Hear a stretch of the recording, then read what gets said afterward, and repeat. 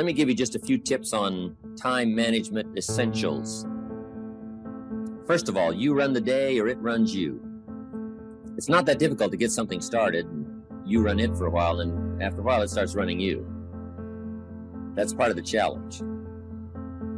Next, the time you've already committed to labor is enough time. If you're working already 8-10 hours a day, that's about it. You just can't work much more than that. Bursts at a time, you can work 12, 14, 16, right? I'm sure we've all learned to do that, put in the extra time. But after a while, you pretty well have to put your life in balance, or your health is in jeopardy, and your heart's in jeopardy, your blood pressure is in jeopardy, a lot of things, if you don't stay in balance. So you don't have to put in any more hours, probably. All you have to do is just make better use of the hours. A cliche we've all heard. It's not the hours you put in, it's what you put in the hours that counts.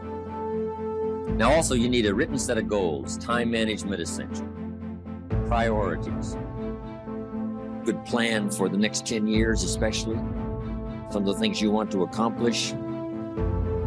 Let our dreams pull us through, our objectives sustain us, get us up early, keep us up late, or drive us to do the disciplines, read the books, take the classes, study, whatever is necessary, and a constant review of your goals, because that's how you determine how to use your time, whatever priorities you're going for. Then you need a plan to achieve your goals. And game plans, laying out 6 months, laying out a year. When you do business internationally, several corporations, we just formed our first Australian corporation. You just got to have game plans to lay all this stuff out. Otherwise, it just doesn't get done. Things get missed. Taxes don't get paid. The details don't get taken care of. You've got to learn to think on paper. And if there's one thing under time management we can get across that's major, that one is it. One of the things that we know about life is that it is always changing. Sometimes you're up, sometimes you're down. Sometimes things go real well, and sometimes they don't. Sometimes you're happy, and sometimes you're sad. Now that's that thing called life. And when we begin to understand and know that, accepting that reality that we will never ever have things just on an even keel all the time, but you're gonna have some ups and you're gonna have some downs. But during those down moments, that's where the growth takes place. That's where the work is. Anybody can feel good when they have their health, their bills are paid, they have happy relationships, the children are acting normal. Anybody can be positive then. Anybody can have a larger vision then. Anybody can have faith under those kinds of circumstances. See, but the real challenge of growth, mentally, emotionally, and spiritually, comes when you get knocked down. You got to keep your mind concentrated. Next time management essential is learn to say no. Boy, it's easy to overload your calendar, get yourself into all kinds of time management problems simply because you didn't have the strength to say no when you should have said no. It's much more difficult to say no and then try to get out of it later. Call back, make the arrangements, go through the whole embarrassment. Better to say no than to say yes and have to back out. Ron Reynolds has a good phrase. Says, don't let your mouth overload your back. Life is hard.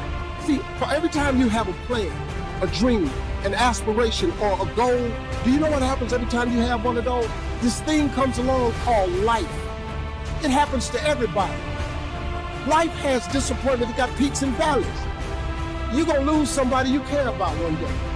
That's a valley. Somebody going to close the plant you thought was going to stay open so you can retire. That's a valley. Somebody going to fire you for an unjust cause. That's a valley. The people that got your credit card going to sell their company, going to sell their business to another credit card company. Your 18% go up to 26%. You don't even know why now your minimum didn't change because it's life. You can stop thinking that life finna be easy, because I got news for you, it ain't. I suggest to you, if you want to become diamond, write down 5 reasons of why it is worth it for you to become a diamond, to experience that level of achievement. What is it that will give you the drive? What is it that will ignite the courage in you to get up and come back again and again and again? How is it that you would be able, what reasons that could tap into that deep down feeling that goes to your gut, that no matter how many times you'll get knocked down, that you're coming back? And during those moments when it's hard, not only must you have patience and engage in consistent action, but you must turn to a power greater than yourself and just say, Lord, whatever I face today together, you and I can handle it. And I know some way and somehow you'll make a way for me. But here's what the great law says. It does not say if you need, you will reap. That's not what it says. Someone says, well, I really need to read. Then you must learn the basic law. Without education, you'll be left behind. Here's what it says. In order to reap, you must plant. Guess who deserves to reap? Those who plant.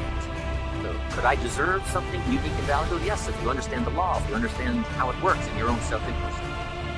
We must plant. We must give to the soil. We must turn it loose. We must let it do its work. We must have patience, take care of it. Now we deserve it. If you need, plant.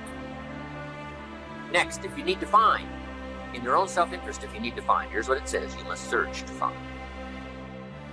Finding is reserved for those that search. They're the ones that deserve it. Somebody who says, well, this person really needs to find a good idea, then they must go searching. Good ideas are like mining for gold. You've got to develop the mental machinery to go look, go sifting, go searching, go looking. And if you search, what? You will find. The promise is there for everyone in their own self-interest. You'll find all you need to find. If you search for it, you'll find everything you need for your health, everything you need for a flourishing lifestyle, everything you need for a good marriage, everything you need to strengthen your friendship, everything you need for economics. You will find if you'll do like you did today. Spend a couple of days searching, taking a look, seeing if someone has some good ideas to share. All things are conditional. God says, I'm an amateur on God. God says, if you'll move toward me, I will move toward you. Always conditional. Which could also be translated, God says, you don't move, I don't move. You say, well, that's arbitrary. Well, when you're God, you can set it up. Remember, your planet can rearrange all this. Change it all. But on this one, here's what's interesting. What you move toward tends to move toward you. You move toward education starts to seek you out. It's one of the unique positives. Whatever you move toward, moves toward you. If you move toward progress seems to want to now embrace you, move toward you. All life seems to wish to reward its benefactor. If you become the benefactor, you'll receive these incredible rewards. If you're the benefactor to the garden, flowers seem to bloom and say, look at me, look how bright and beautiful I am because you took care of me. I wish to reward you by being beautiful, lovely, spectacular. Your own children, you become their benefactor. They want to reward you with their progress. I taught my daughters how to swim. My daughters would say, and to dive. My daughter would say, Daddy, watch. Look, watch. Look what you've created here. I mean, you've spent the time with me and, when it didn't go well, now look at me. This is the payoff. Watch me dive. I was their benefactor. Now all life wishes to respond to the benefactor. Those who give their time, give their effort, give their patience, give their ideas, the benefit of their experience. Now, whatever has benefited from that wishes to respond. The crop wishes to grow. The child wishes to show you how much progress they've made. That is so exciting. Otherwise, the wisdom is wasted. Otherwise, the emotion soon passes. Unless you put it into a disciplined activity. Capture. Discipline is called how to capture the emotion and how to capture the wisdom and translate it into equity. Disciplines.